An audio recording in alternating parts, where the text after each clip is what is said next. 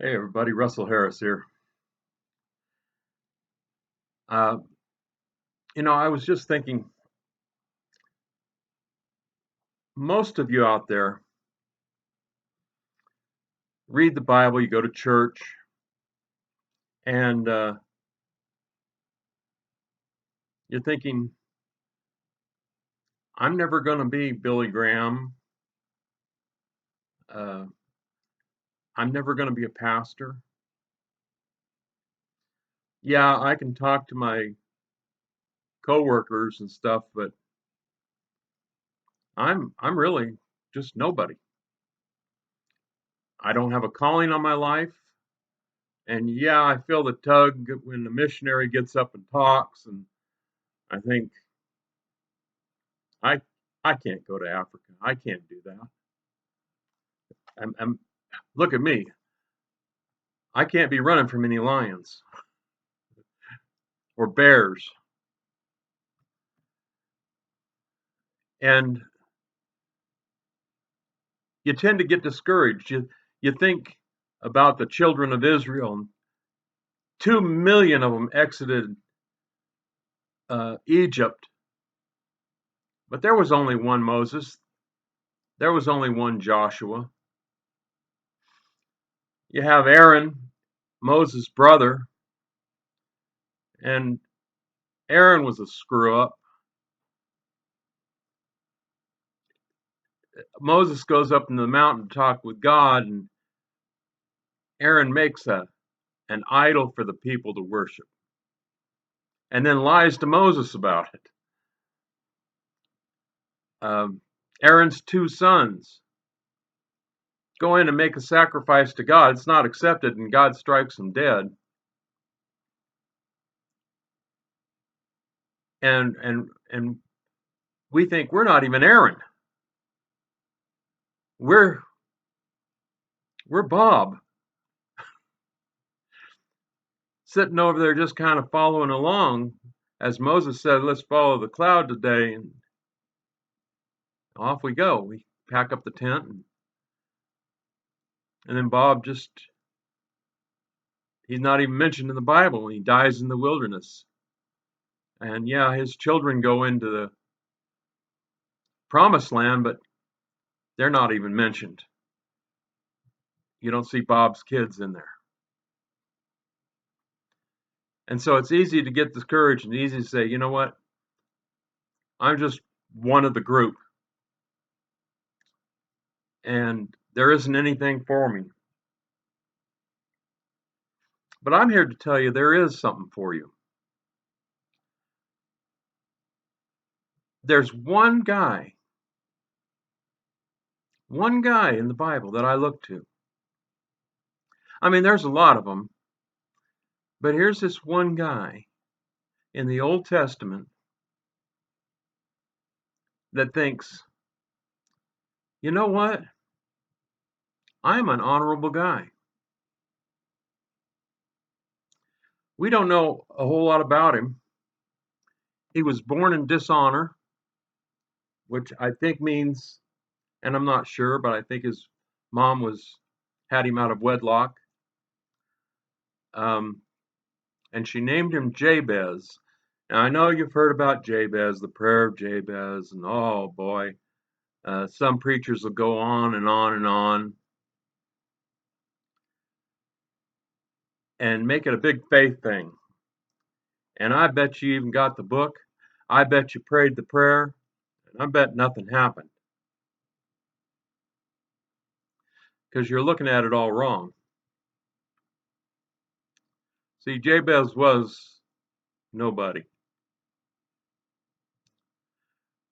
But one thing Jabez had is he was honorable. He had honor. He had ethics in his business dealing.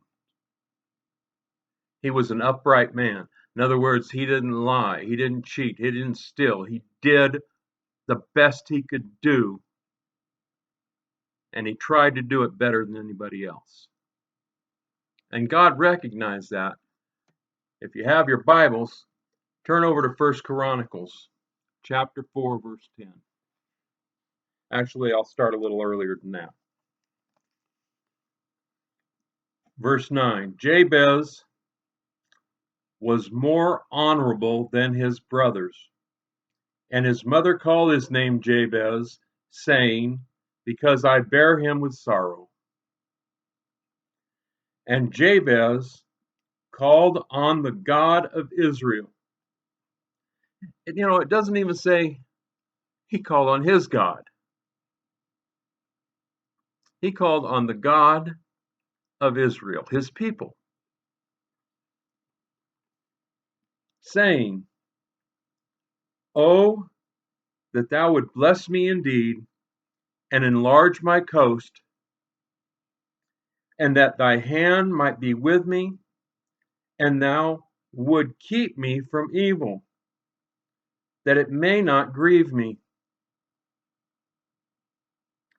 And God granted his request.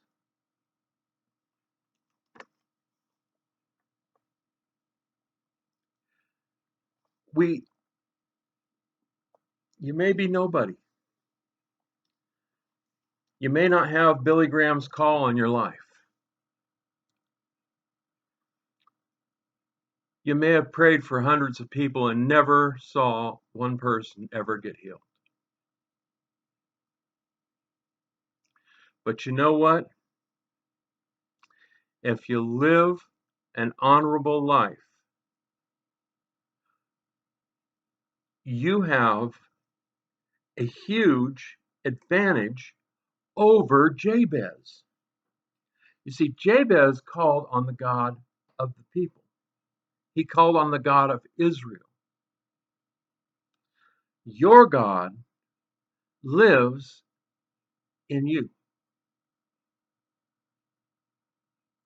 Jesus died for your sin.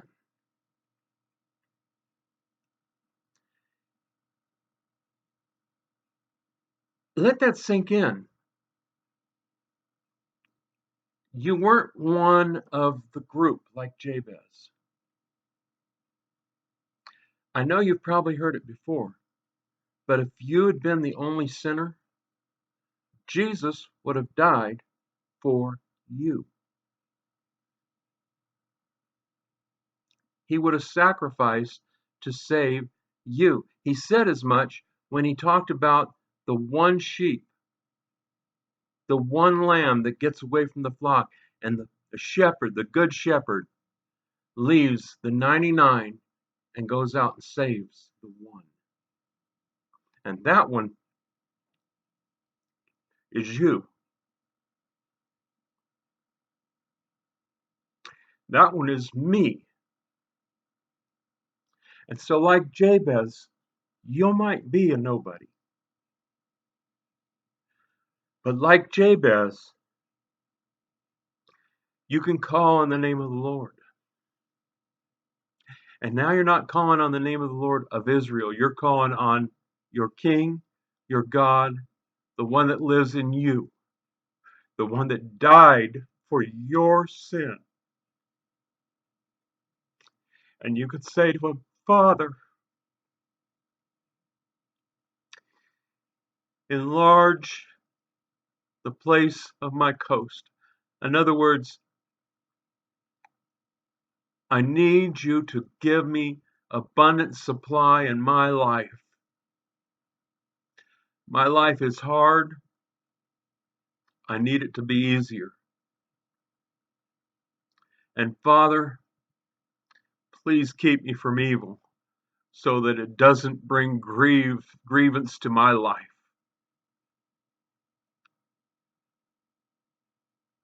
Help me to turn away when I'm thinking about going to the strip club.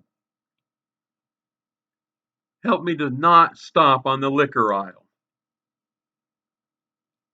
Help me, Lord. And just like he did for Jabez, if you're an honorable man, if you're an honorable woman, God's going to grant that request. You think Jabez was perfect? No, he wasn't. None of us are, and you know that.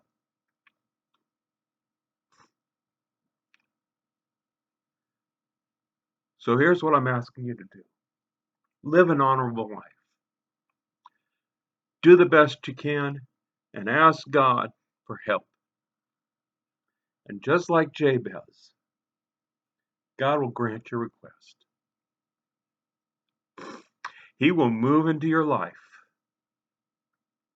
He'll give you the desire of your heart. It says so in His Word.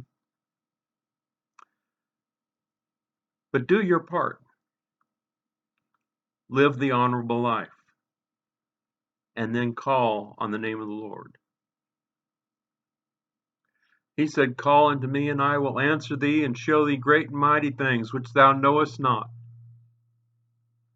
If you ask my Father anything in my name, He will grant it to you. Jesus said that. So take this with you today. Just like Jabez, if you live that honorable life and you call unto God, God's going to honor your request. He's going to honor your prayer. And you're going to see things happen. You don't have to repeat Jabez's prayer. Trust me. The Bible warns us. Avoid vain and repetitious prayers. It warns us about that. And in deference to my brothers and sisters out there that repeat these tedious prayers over and over and over again, thinking that God's going to hear them, the liturgy is beautiful in some cases, but really pointless if it's not from your heart. Now, listen, if you pray Our Father and it's from your heart, God is going to hear it. But trust me, if you pray it 10, 100 times a day, it just becomes words. So pray from your heart and trust that God's going to answer your prayer. You're not a nobody. Jabez was not a nobody because he was an individual that honored God. He lived an honorable life, and God answered his request. God's going to answer your request. Give Him praise right now because your life's about to change. God bless you, and I'll talk to you later.